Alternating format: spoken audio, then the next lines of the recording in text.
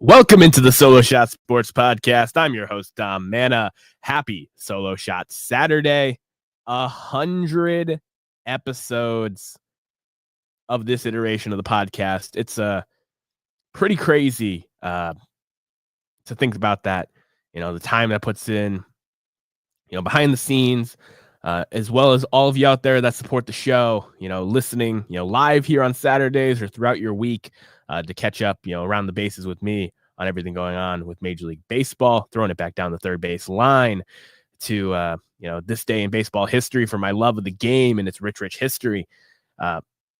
Just really, really blessed. And I appreciate each and every one of you who has supported this show in one way or the other, from the folks here at the ETV Community Media Center that have allowed me to broadcast every single episode of this show, the video version here on YouTube, right here from their podcast studio, as well as, the friends, family, and loyal listeners out there who, tune in, comment, send me messages, send me emails, guests that have been on the show, DJ Scott. This wouldn't be possible without, everybody, coming together and supporting me and making me, want to come back every single Saturday and give you some more take, give you some more baseball talk on the mic. And, it's been a true joy for me to, get back on the mic since my college radio days. And I just really, really appreciate each and every one of you. Thanks for sticking with me for the first 100. This will be the last time you see that iteration of the intro video. It'll be the last time you see this iteration of the background. There are many, many things to come. And that's because we are doing this one as the last show before opening day. It lined up really nice there with episode 100.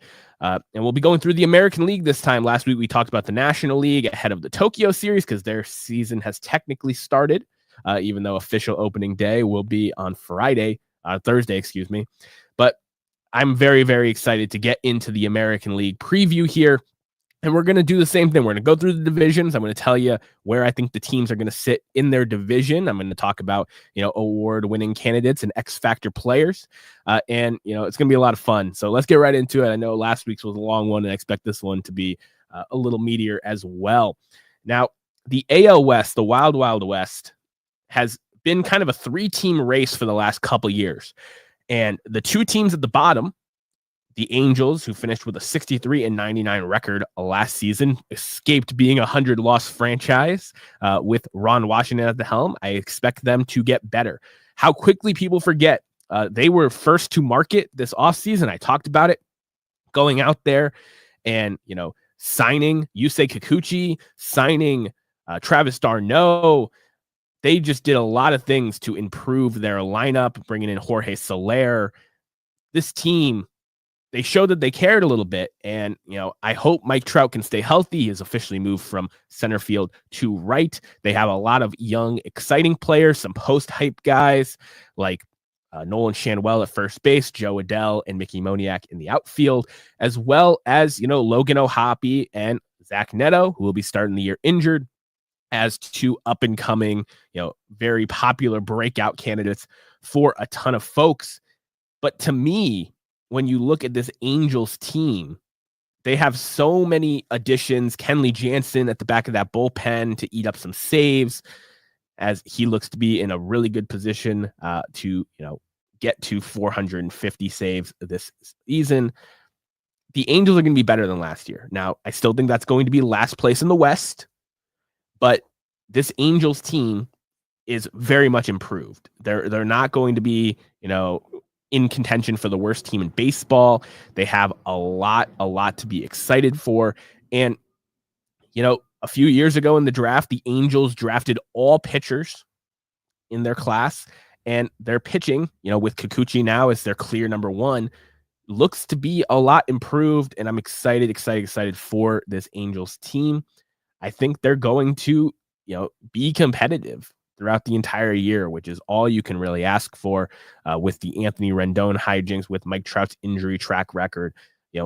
Being in there is really, really important. But the X factor to me is another post-hype guy who is not originally from the Angel system, and that is Yoan Moncada. Yoan Moncada used to be the number one prospect in all of Major League Baseball. The Red Sox traded him to the White Sox in the Chris Sale deal, and he had a fantastic 2019. He was part of that, White Sox core that was supposed to, be perennial championship contenders and a potential dynasty and all those great things. Yoan Moncada is someone who I think gets forgotten about. I was expecting him to sign earlier in the offseason than he did, but he was trying to wait out Alex Bregman. He had multiple offers to be, a starting third baseman in the league. And this is a guy who switch hits, will be the third baseman for the Angels. Last year only played 12 games. But if you look back to 2023, in his 92 games played, so over 300 plate appearances, he batted .260, OPS plus of 99. So, a league average switch hitting bat that can play good defense. That's a pretty valuable player within its own right. But if you look back to, 2021, 116 OPS plus, 2019, 140 OPS plus. He has the potential, this being his age 30 season, he still has the potential to be a well above league average bat from both sides. He's not someone that's going to, rip the cover off the baseball and hit, 25, 30 homers like he did in 2019, the juice ball year, but someone that can hit you, 10 to 15 home runs, hit for an average, somewhere north of 260. And be a league average to above league average bat in the middle of that lineup. It's going to really, really help with guys like Zach Neto starting the year off slow. Having those two catchers, Jorge Soler. What are we going to get? Joe Adell, Mickey Moniak. Having a guy that what you're going to get from him in a spot where the Angels haven't really known what they were going to get from third base since the Anthony Rendon contract was signed. I think he's really the X factor for them because these 1 year prove it deals. I talk about it all the time. Don't sleep on them. These low money, 1 year, low risk, potential high reward deals. I would not be shocked if Yoan Moncada has an awesome first half and gets all-star consideration with, the talent that he has and the opportunity he's going to be getting in a new situation. I think that's another really overlooked thing is, a new environment to play in. So I think the Angels are still going to be in last place, but improved from last year. They added a lot of great talent, and they have a lot of young talent that is ready to bloom alongside it. The Oakland Athletics are no more. They are now just simply the A's, and they will be playing their games in a minor league ballpark in Sacramento. They had a lot of momentum and had some really big upset wins last season. Finished with a 69-93 record, so improved from 2023. I think they're going to improve gradually again. They also spent a lot of money this offseason. Most of it was, retaining Brent Rooker and Lawrence Butler to long-term extensions that will keep them into their move to Las Vegas.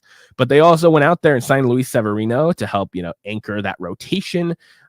Spent some money here and there. Jose Leclerc. This team has a lot of exciting young talent. Mason Miller is one of the most electric relievers in baseball.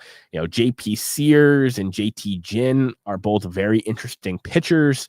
JJ Bleday, the list goes on and on. But Lawrence Butler and Brent Rooker are really the stars of this team, and I expect them in a minor league ballpark to have really, really big years. Lawrence Butler, to me, I think is going to be a down ballot MVP kind of guy. He had an electric second half after coming back last season.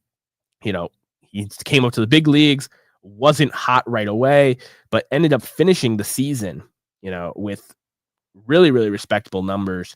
22 home runs, 18 stolen bases in 125 games. Batted .262, a 131 OPS plus, over 200 total bases. He's got superstar potential. He's got superstar mentality. I really, really like Lawrence Butler this season. I think he's going to be a big part of the reason why the Athletics take that step forward. And, maybe in the year's future, make this division from a 3-team race to a 4 or 5-team race, depending on how the Angels and the Athletics can keep moving forward. But I like both of those teams to finish where they are, 4th and 5th in the division, but better records. This is where things get interesting. The Texas Rangers finished 3rd last season, but I actually have them leapfrogging the Seattle Mariners this year. The Mariners went 85-77 last year, missing the playoffs, and they, are a team that has elite starting pitching. George Kirby starting the year on the shelf, but he will be back very shortly. Logan Gilbert got Cy Young votes last year.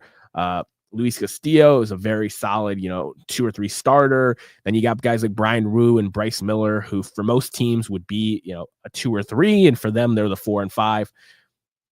But their lineup is lacking. And when you go into this offseason and the main offensive move that you make is to bring back Jorge Polanco, it's very disappointing. And I know Randy Arozarena is really my X factor for this team because they got him at the trade deadline last year. I think Randy Arozarena is a great bounce back candidate. He's a guy who, even in a down year is a 2020 guy, but I think has the potential, even playing half of his games in that ballpark, to be a 30-30 guy. Last season, he got 20 home runs and 20 stolen bases exactly. But this is the kind of guy that if he goes back to his, Rays days and can be a 20% above league average hitter like he was in 2021 through 2023, I think the sky's the limit for him as the Robin to Julio Rodriguez's Batman. I think they're going to have over 80 wins. They're still going to be a good ball club, but I think the Rangers are going to bounce back with a fury and move ahead of them, mainly because of the offensive woes. This team can pitch. It's in a pitcher-friendly ballpark, but the offense does not give them the run support that you would like to see.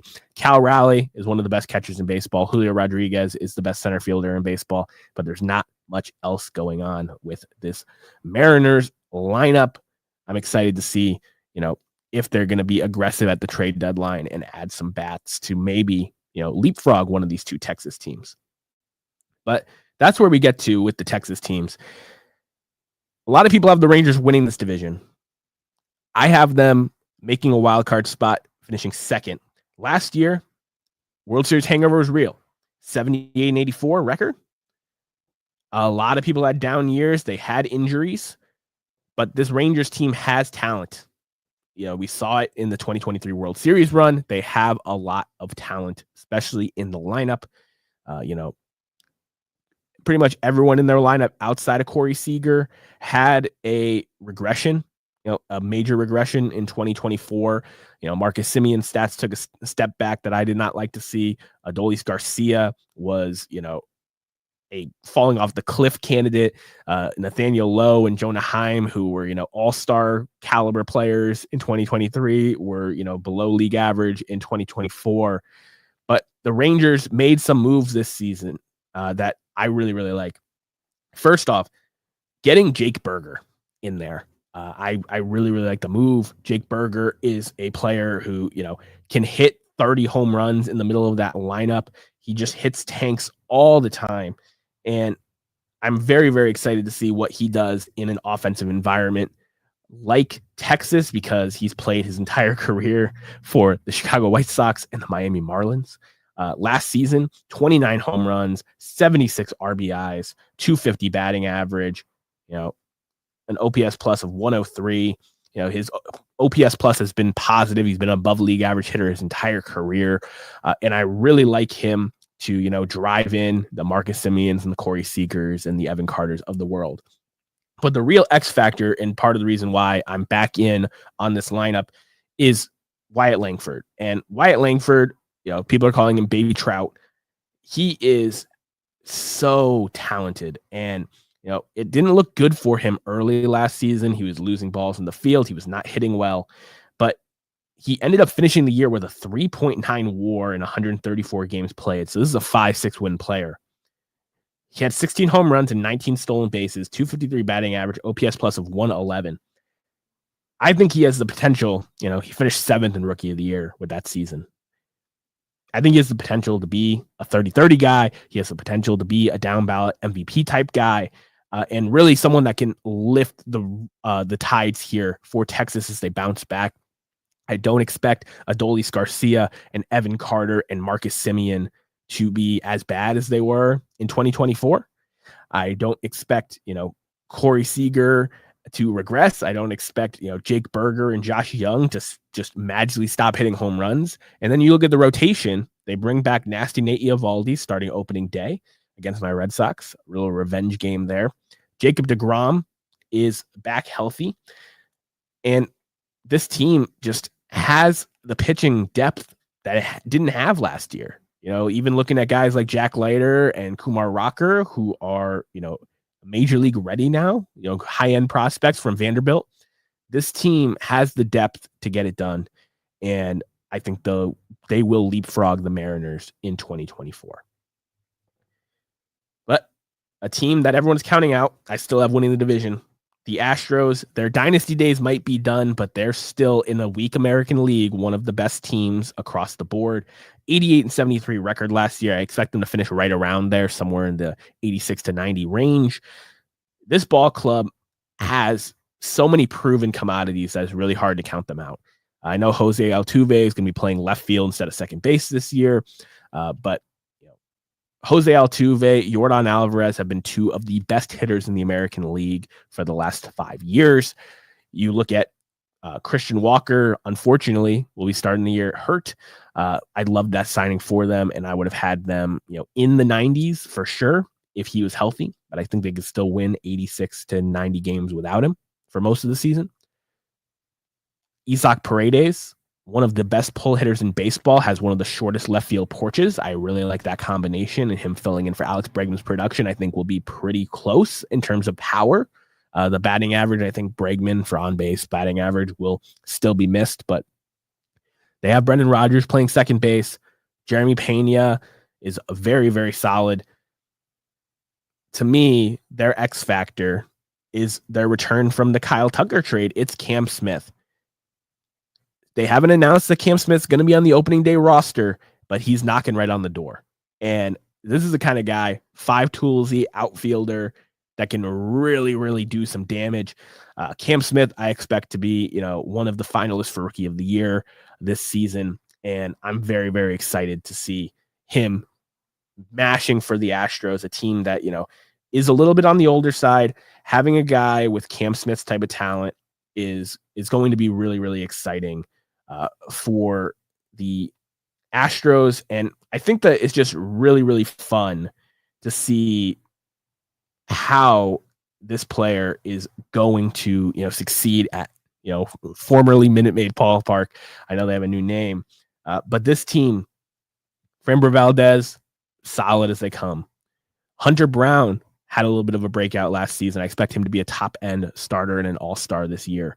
Spencer Getty showed some flashes of some really awesome talent there as well. You got Josh Hader in the back of that bullpen, just really, really solid all around. And I'm just excited to see, this Astros transitional year from the years of old to the new school Astros.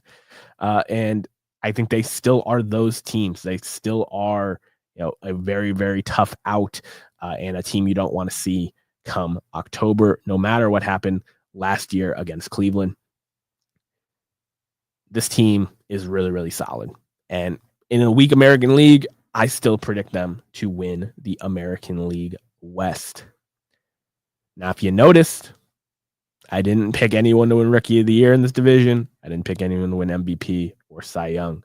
I think the Wild Wild West is very good. I think there's going to be players that are finalists for some of those awards.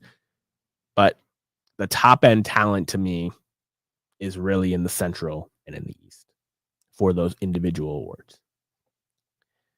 Now, speaking of the AL Central, I think this might be the toughest division in the world to pick. Last year, nobody really saw coming what happened. A lot of people thought Cleveland had a shot to win the division, but they went 92-69. They were fantastic. They had the best bullpen in Major League Baseball. They had multiple all-stars out of the bullpen. Jose Ramirez is one of the best hitters in baseball. They had some quality contributions from the rest of their lineup, but a 92-win team in that division was not expected. So that was really, really fun. But the Royals and the Tigers both made the postseason. The Tigers for the first time since 2014. And the Twins, the team that I picked to win, a lot of people picked to win, went 82-80. Very close to a 500 ball club. But the White Sox are still going to finish in last place. They had a record 121 losses last season. They're celebrating their 125th anniversary as a franchise this season, 1900. I really hope they don't have 125 losses for 125 years. I'm really hoping that. I know there's a chance for it, and it would be the most memeable thing of all time that they went from, they broke their own record for most losses. This team does not have a lot of talent, man. Luis Robert is their best player, and he has not been able to play over 100 games. I'm very, very scared for White Sox fans trying to celebrate, a historic franchise, 20th anniversary of, the White Sox breaking, that World Series drought. It's really, really scary looking at this White Sox roster. Drew Thorpe was a big time pitching prospect that I've traded twice last year. Wasn't so good with the White Sox.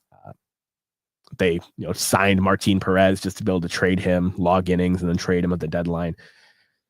It's scary out here. I do think that their additions from the Garrett Crochet trade. I do think Kyle Teel is going to be the X factor for them this season. A guy that can hit that well at the catcher spot is going to raise your floor. It's going to help your pitching staff, and hopefully make the losses go down as opposed to up to 125.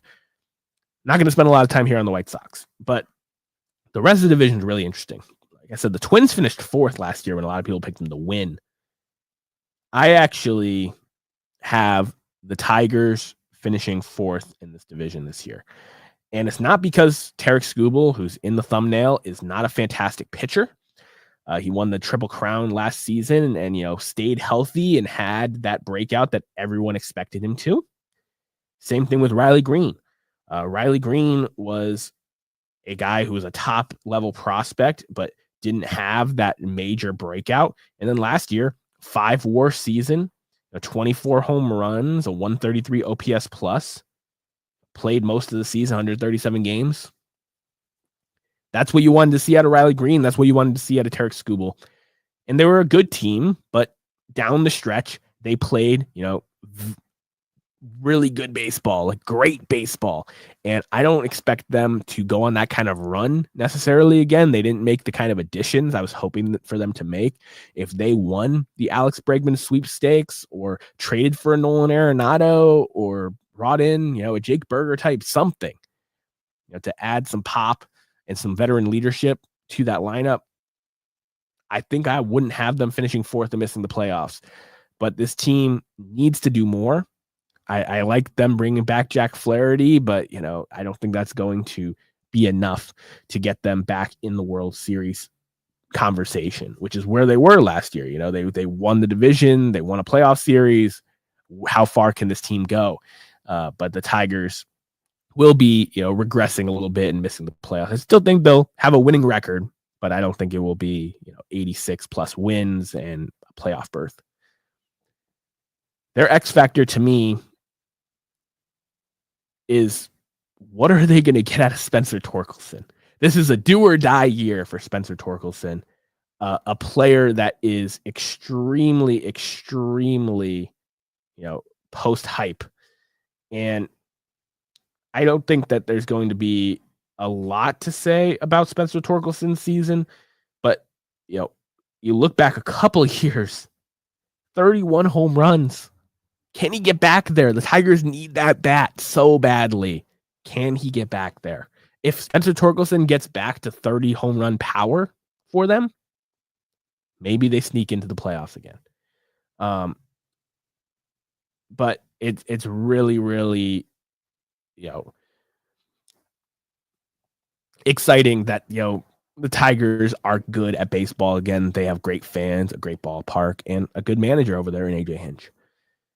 The rest of the division is extremely, extremely fun. This is where it gets interesting because the Royals, I predicted them to be the most improved team in baseball last season. They were extremely improved. And, Bobby Witt Jr. and his prime has been one of my favorite things in baseball to watch.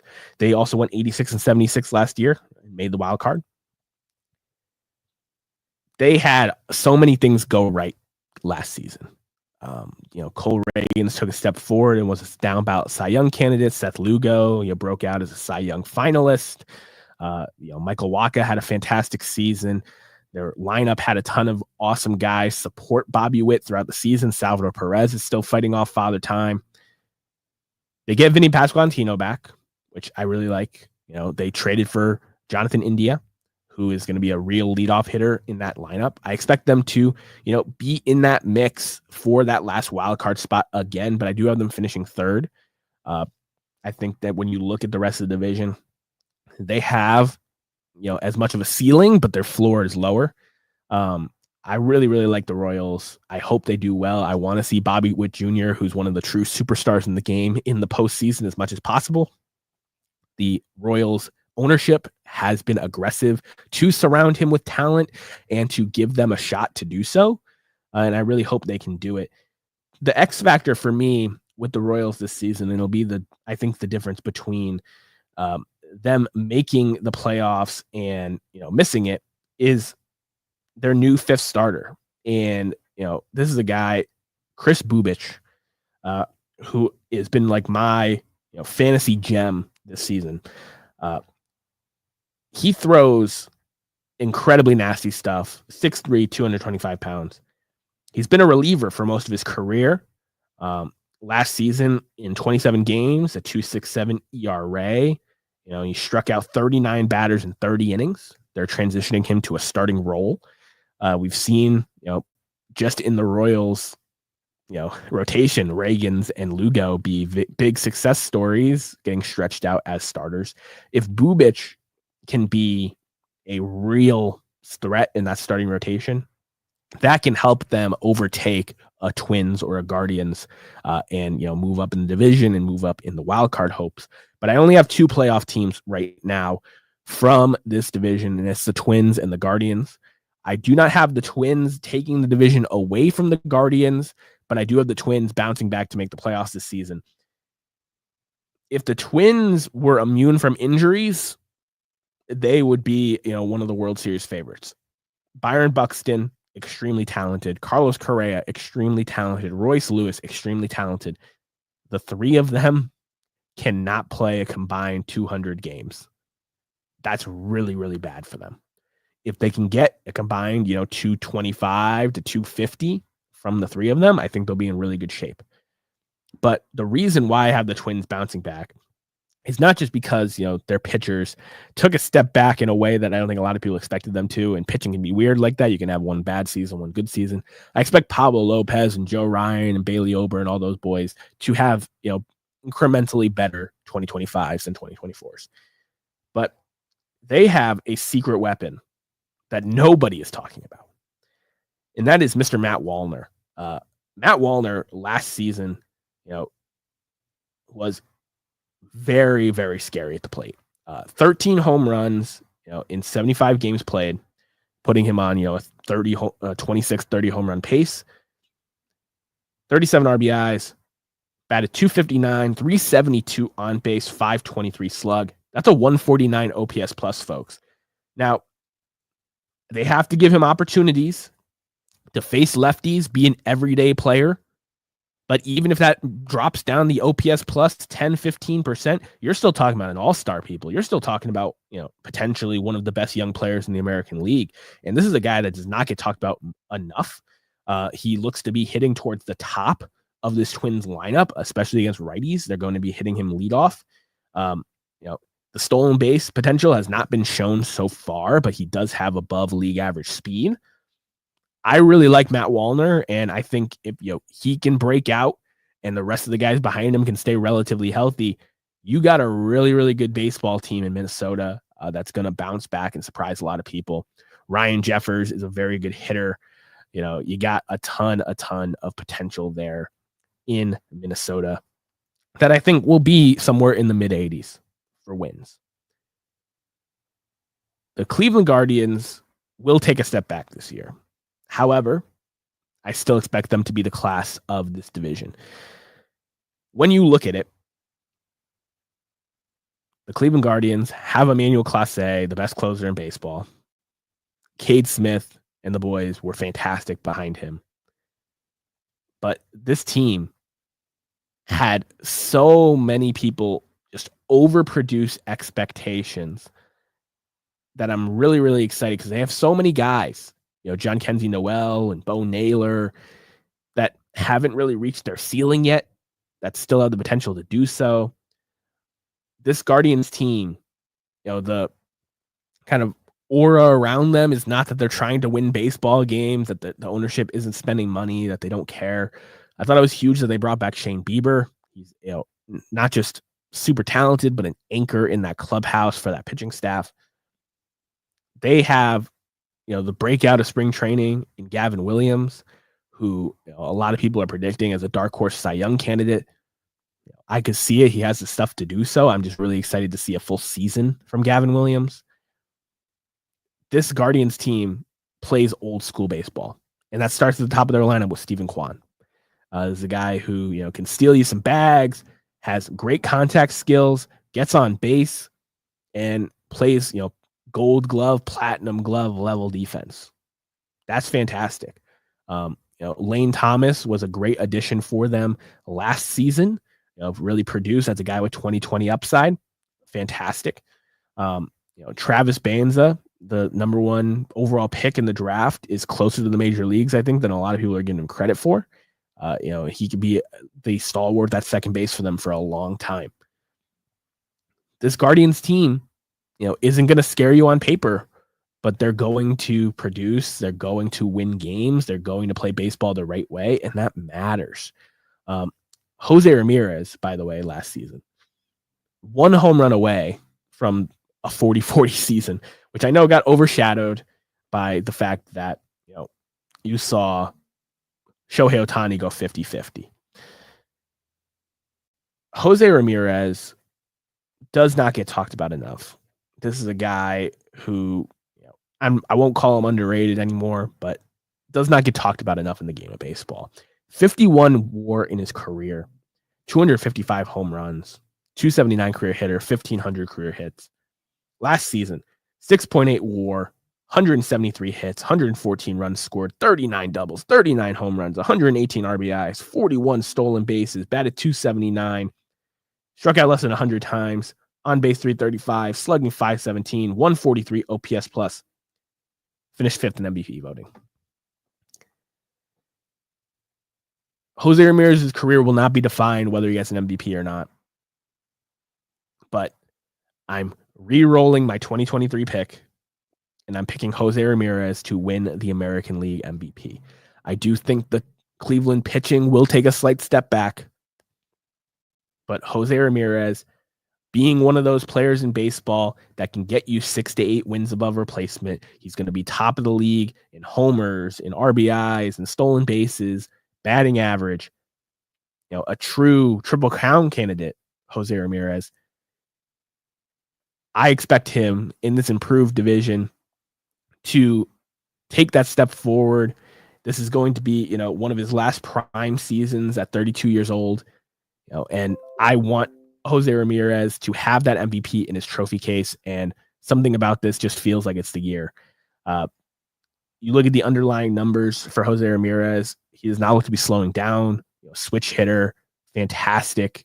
He's just a stout person. He's not going to miss a lot of time. 158 games. These are his last 4 seasons. 152 games played, 157 games played, 156 games played, 158 games played. You're talking about a guy who shows up every day, is not coming into the year with, a little bit of a nagging injury like a Bobby Witt or a Gunnar Henderson. He's not coming in with the injury history of an Aaron Judge. And he's one of those, top 4 or 5 players in the American League. I expect him to stay healthy. I expect him to have a Jose Ramirez season. And with the improvements in the offense around him, I expect him to, drive in more runs and be that MVP finalist that he deserves to be.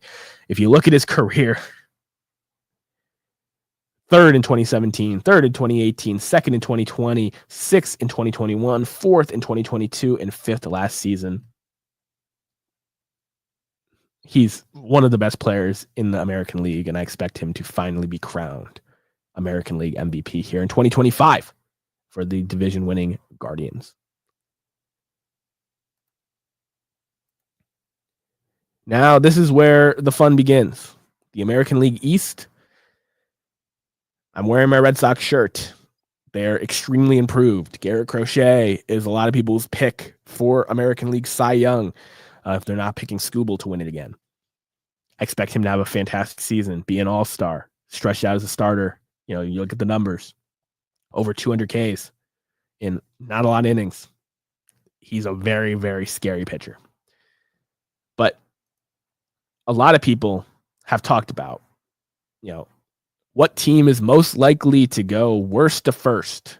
And the most popular pick, because of Paul Skeen's popularity, because of, the Pirates pitching and the weakness in the NL Central, has been the Pirates. Everybody has been saying, if any team's going to go worst to first, it's the Pittsburgh Pirates. Well, I'm telling you right now, there is a team that's going to go worst to first in 2025, and it's in the American League East. A team that has been counted out by everyone, myself included.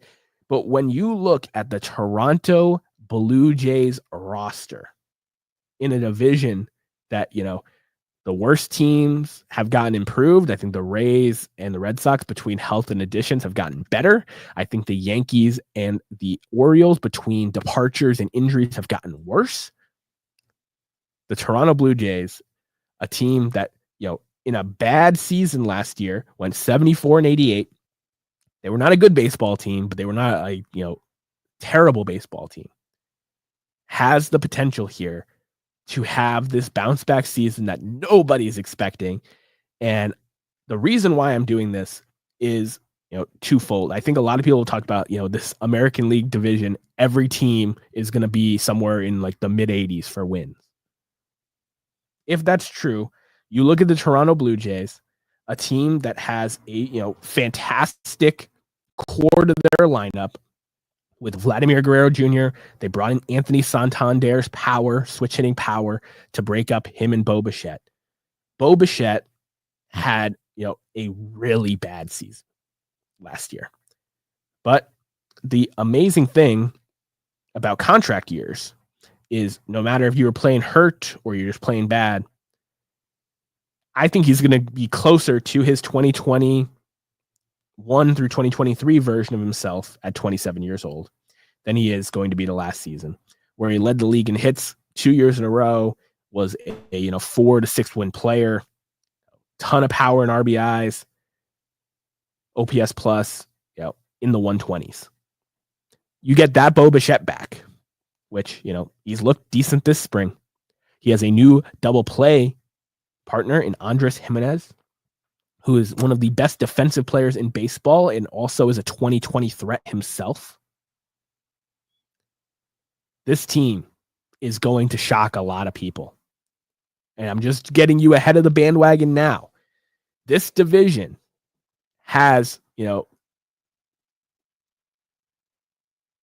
3 playoff teams written all over it. And it's because you look at it and this team, the Blue Jays, being counted out in the division. I made this mistake a few years ago, counting out the Tampa Bay Rays. The Blue Jays, their rotation is back healthy. Kevin Gossman, Jose Barrios, Chris Bassett at the top. 3 guys that I know what I'm getting from them on a day-to-day basis. They bring in Max Scherzer, who is as competitive as any pitcher in baseball, has looked good this spring. You have, Bowden Francis and some prospects there, filling that 5th starter role. The Blue Jays have shown they're aggressive. If they need a pitcher at the deadline, they will go get it.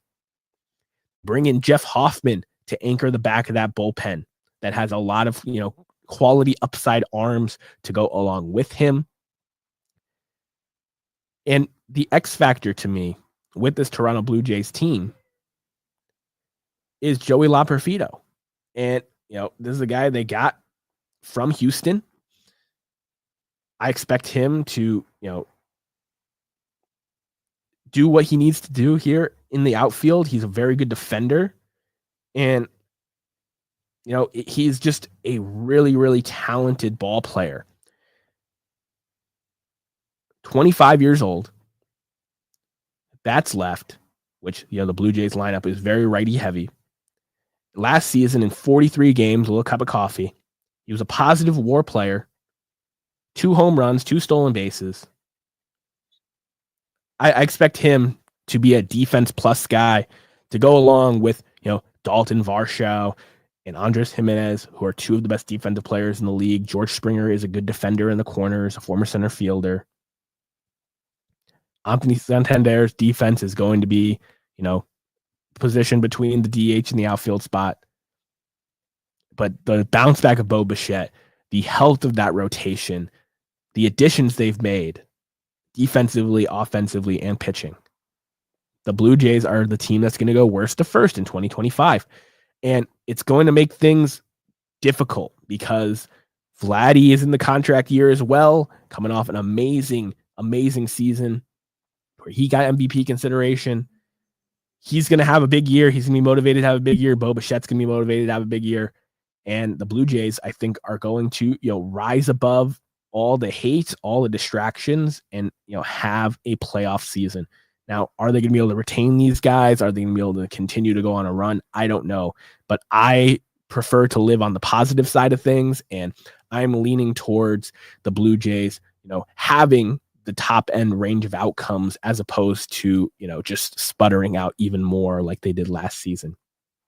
A lot of talent on that Blue Jays roster, and I still believe for 2025.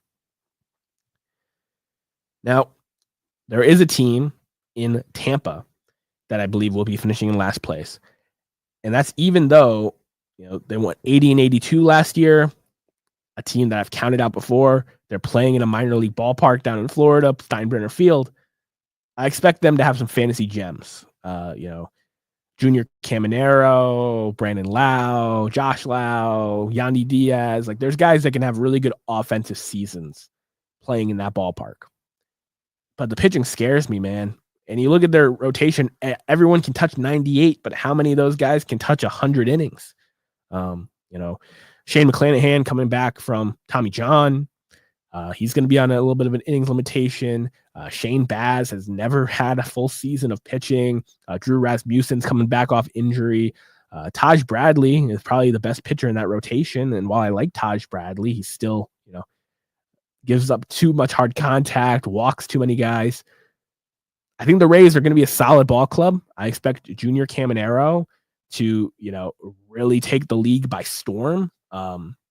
This season, I expect him to be the Rays, clear all-star at the, all-star break and, be that guy that might even be getting the start, depending on how hot his first half is. But, Junior Caminero is a rising star. They have quality veterans, on the pitching side of things and on the hitters. But I just don't like the Rays' depth. I don't like the vibes. And I think they're still a year or two away from being the Rays again. And that's okay. I mean, this team, is still going to be, above average. It's going to be a solid baseball club, playing in a minor league field. I think they're better for fantasy than they will be for actual rankings. Their X factor, to me, is, can Shane McClanahan stay healthy? Can he, come back at, ace level, Cy Young levels? Because if he can't do that, I just don't know if there's a guy in that rotation who can be a true ace, can shut down the other team every fifth day. And that's what the trademark of good Rays baseball has been, is a guy that can, shut down the other team and, having stud pitchers. I don't see it with this Rays team.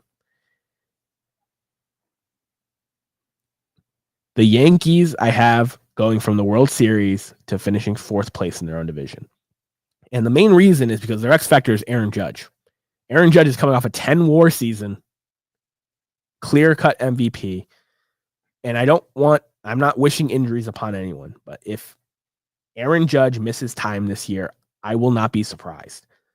Aaron Judge is one of the best players in baseball. He's a pleasure to watch, even though he's on my least favorite team in the majors. Has had a fantastic career. 2 out of the last 3 years, a 10-win season. The year in between, a little every other year narrative, he was still a 4-win player, but only played 106 games. Hit 37 home runs in those games. He can still be an impact bat, but if he does not play 150 plus games for this team, I don't see how they make the playoffs. I don't see how they finish top 3 in the division. Garrett Cole, Tommy John out for the year. Brutal for both his Hall of Fame future as well as the Yankees 2025 season. Luis Hill is going to miss 3 months with an injury. Marcus Stroman is getting pumped up into that rotation when they were trying to get rid of him a few months ago. Clark Schmidt has a nagging injury coming into the season. Max Fried is a ground ball pitcher, which with the defense behind him for New York, I do not love that fit. I think Fried could have some struggles. Plus the bandbox that he plays in, he might give up more home runs than he's used to giving up. As being a contact first pitcher, Devin Williams at the back end is the thing after Judge that I trust the most on this team. I know that Cody Bellinger should have a good year playing center field for the Yanks in that ballpark, lefty, short porch. I expect him to have a good year. Paul Goldschmidt, let's see what he still has left in the tank. DJ LeMahieu, same thing. Anthony Volpe, Austin Wells. Can these guys take a step forward? Have we seen already what they are? We will know pretty soon. Austin Wells is now looking like the leadoff hitter for this team. They don't have speed outside of Volpe and Jazz Chisholm up the middle, and that's why Jazz Chisholm to me is the X factor. If he can steal a ton of bases with 20 home run power, that can help the Yankees squeak into the playoffs. But that's with a healthy Judge first and foremost, and Aaron Judge, I hope we see a full season out of him. I don't want the Yankees to be, terrible. I don't want to see Aaron Judge miss the whole season. I was very upset when Garrett Cole went down, but I don't see a world where this Yankees team, wins over 90 games again without Aaron Judge playing, the majority of the season. So I have the Yankees finishing 4th, the Rays finishing 5th. And then we get to the fun stuff. My Blue Jays, I'm going worst to first. I have the Red Sox finishing 3rd again in the division this year, but I have them being, above 500. Last year they were 81-81. Good ball club, 30 start boys, homegrown. Tanner Houck, all-star. Brian Bayo and Cutter Crawford both made 30 starts. Both coming to the year hurt. Bayo and Crawford. They traded for Garrett Crochet. They signed Alex Bregman. Aroldis Chapman is going to be their closer, which I don't love. But the depth that this Red Sox team has is insane. When you look at the starting rotation, they're going into the year with Crochet, Houck, and Walker Buehler at the top of the rotation. Richard Fitz and Quinn Priester are looking like the last 2 guys in the rotation. They also have Cooper Criswell stashed away as a guy who spot started for them last year and probably will this year as well. So you have, before you make any trades later on this season, you're going to have Brian Bayo as a reinforcement coming back from injury. You're going to have Cutter Crawford coming back as a reinforcement after injury, and you're going to have Patrick Sandoval coming back as an injury replacement as well. They signed him this offseason. I really like that depth there in the starting rotation. That's 8 guys deep where you kind of trust them taking the ball for 4 or 5 innings. That's really good. The Red Sox lineup, Devers, Duran, 2 of the best players in the American League. Really, really fantastic players. They get Bregman, right there in the middle of them. I love that lineup at the top. Tristan Casas, I still believe. I think that he's going to have that season everyone's hoping from him. 30 home run power and OPS plus in the 120s. be a real run producer after being the star of the Netflix documentary. For the 2024 Red Sox,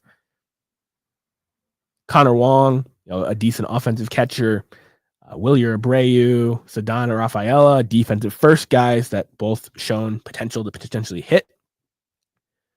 Trevor Story is the X factor for this team for me. If he can stay healthy and play a good defensive shortstop, that's huge. But what I love about this Red Sox team is the depth, like I said. And right now it's looking like Bregman at third, Story at shortstop, Christian Campbell at second, Casas at first. If Trevor Story goes down, Ceddanna Rafaela can come down and play shortstop.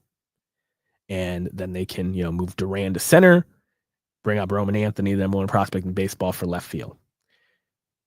If, Christian Campbell or one of the outfielders go down, Christian Campbell can move out to left field. You can play, a David Hamilton at second base or a Vaughn Grissom at second base and still be all right. A Marcelo Meyer can play second or short. These are all top prospects in the game that are depth pieces. That's before you even get into guys like Rob Refsnyder, who's a lefty masher, Trace Thompson, who was Barry Bonds this spring, Romy Gonzalez, who has positional versatility. I really, really like this Red Sox team. There's a great combination of speed and power and on base and depth at multiple positions defensively. I'm very, very excited for this Red Sox season. And I expect them to make the postseason this year in 2025. The Baltimore Orioles have disappointed me this offseason, but I do have them finishing second in the division just because their roster is so dang good. Their core is fantastic. But to me, the real reason why I have them finishing second and still being a really great team is because they're getting Felix Bautista back. And I think people have forgotten just how great Felix Bautista is. In 2023, he was a 3-WAR closer in just 56 appearances, 61 innings pitched, struck out 110 batters, 1.48 ERA, 2.77 ERA plus. Now, coming off injury, I don't expect Bautista to be that guy, but if he can be his 2022 self, around there, 65 innings pitched, 2.19 ERA, striking out 88 batters for a ERA plus of 1.78. That's still an all-star closer. That's someone you can trust at the end of the games. I'm really excited for that because the Craig Kimbrell experiment didn't work, and having that nails closer at the back end of your bullpen, much like why Cleveland is still the favorite for me in the AL Central, is you're going to win the close games when you have a guy like that coming into the game. Cano is the setup. I don't love their starting rotation. They just added Kyle Gibson to it for some depth. Grayson Rodriguez coming into the year hurt. You got Kyle Bradish recovering from injury. He's not going to start the year. Tyler Rogers and Sagano and old man Charlie Morton. This rotation is not what you'd like to see, and it's part of the reason why I don't have them winning the division. I think the Blue Jays starting rotation is better, but their lineup, the depth is there. They brought in Tyler O'Neill to replace Anthony Santander. Gunnar Henderson is one of the best players in the American League and is on a Hall of Fame trajectory now with that 9-WAR season he had last year. Adley Rutschman, one of the best catchers in baseball. Jordan Westberg was an all-star last year. Cedric Mullins is a former all-star, really quality player. They got depth with former high pedigree prospect guys like Dylan Carlson and Heston Kjerstad and of course Jackson Holliday. But if you get Felix Bautista back being that guy, the Orioles are going to be just fine. They're going to make the playoffs again, hopefully winning some playoff games instead of getting swept out like they have the last 2 years. That is the American League.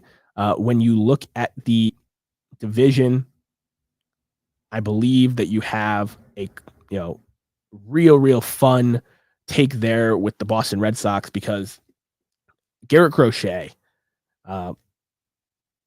I'm putting a stamp on it, is going to win the American League Cy Young. He was so disgusting last season in his first year as a starting pitcher, and I expect him to just be absolute money. I'm scared because the Red Sox have not extended him going into the season, and I know what kind of monster season he can have. Last season, 32 starts, 3.58 ERA, which got inflated towards the end, but in 146 innings pitched, he struck out 209 batters. His FIP was 269, almost a full run lower than his ERA. His ERA plus was 115. That is a scary lefty on the bump. So really, really excited for that. And getting on the Red Sox train some more. I mentioned Christian Campbell.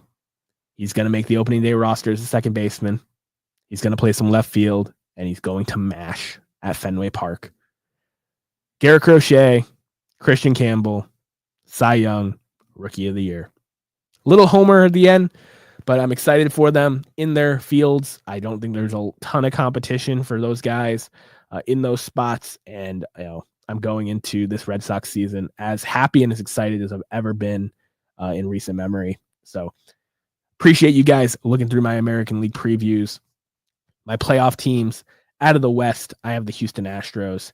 Out of the Central, I have the Guardians and the Twins. And out of the East, I have the Blue Jays, the Orioles, and the Red Sox. Yes, that means I have the Rangers missing the playoffs. I have the Tigers missing the playoffs. I have the Royals missing the playoffs. And I have the New York Yankees missing the playoffs.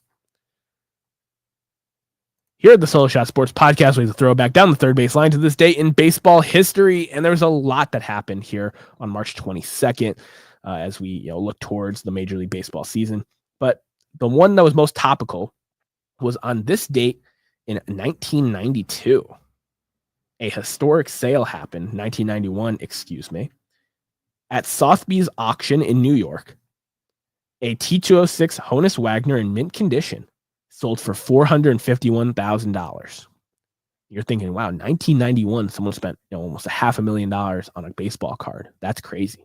Well, the buyers of said card were, hockey legend Wayne Gretzky and owner of the Kings, Bruce McNeil.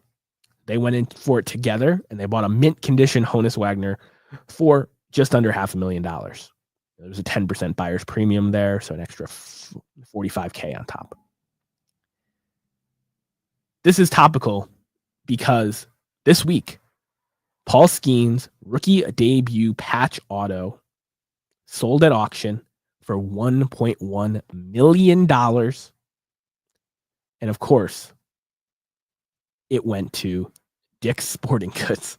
A Dick's Sporting Goods in the Pittsburgh area spent over $1 million on a baseball card, Pirates baseball card, to display in their store to hopefully get people to come to see him. When you have money like that, you can spend it however you'd like. Whether you're Wayne Gretzky or you're a Dick's Sporting Goods location. But it's just exciting to see,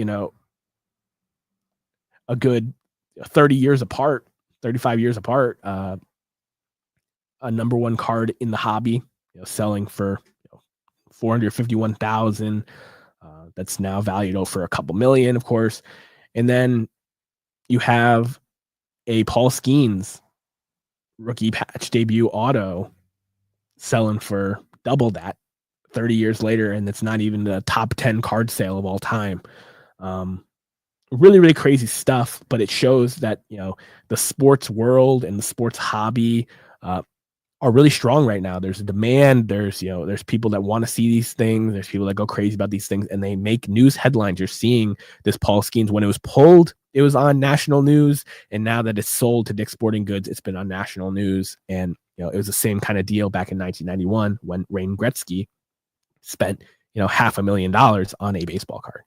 For those of you that don't know the story behind the T206 Honus Wagner or why it is so valuable, the story goes that Honus Wagner reached out to the tobacco companies early on in the production of the T206 tobacco set, where there was one card per pack. They pushed back saying, I don't want kids to have to buy cigarettes or hang out around smokers to get my cards. And they stopped printing it. I'm not sure if it was actually a contractual thing or not.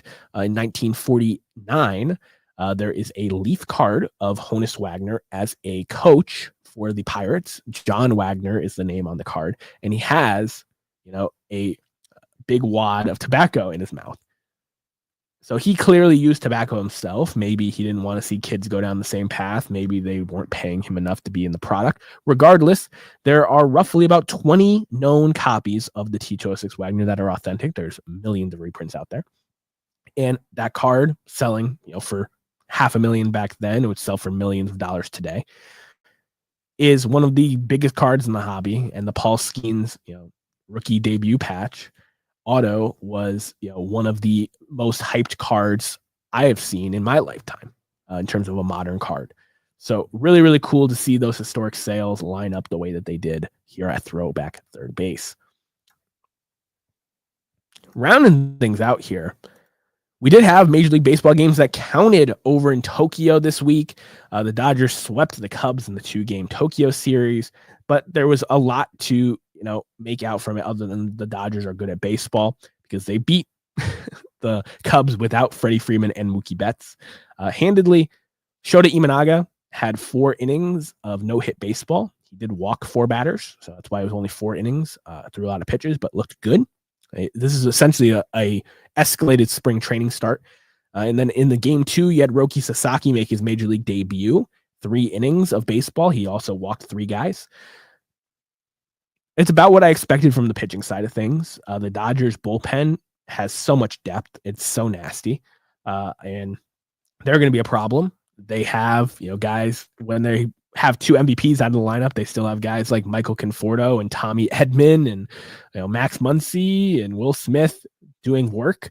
Shohei Ohtani's home run, I can still hear the crack of the bat without even watching the video. He crushed a home run over in Tokyo. He scored multiple runs. He stole a base. He looked really, really good. Heading into the season, I feel good about my MVP pick. A healthy Shohei Ohtani is pretty hard to take the MVP from.